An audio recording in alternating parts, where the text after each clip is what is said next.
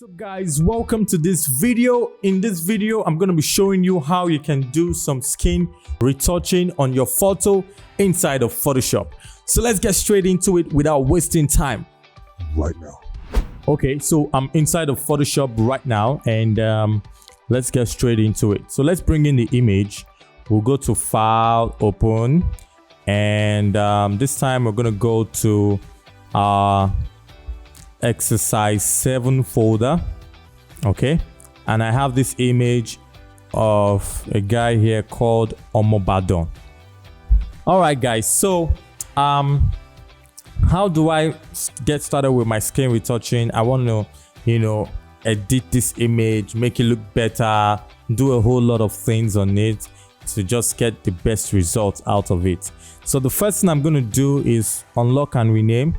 So I'll name this Omo Ibadan. Okay. And then next thing I'm going to do is let me duplicate this. And the reason why I'm duplicating this is because I want to see what my before and after looks like. So I'll just drag that down, and then I still have my image right here. So it's not compulsory you duplicate, but it's always good to duplicate so that at the end of it all, you can check out what your image looked like before and what your image looks like now. Okay, so let's move on.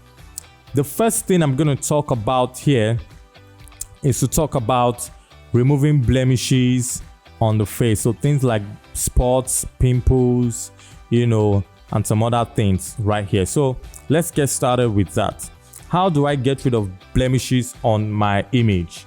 Okay, to do that, we need a tool called the spot healing brush. The spot healing brush.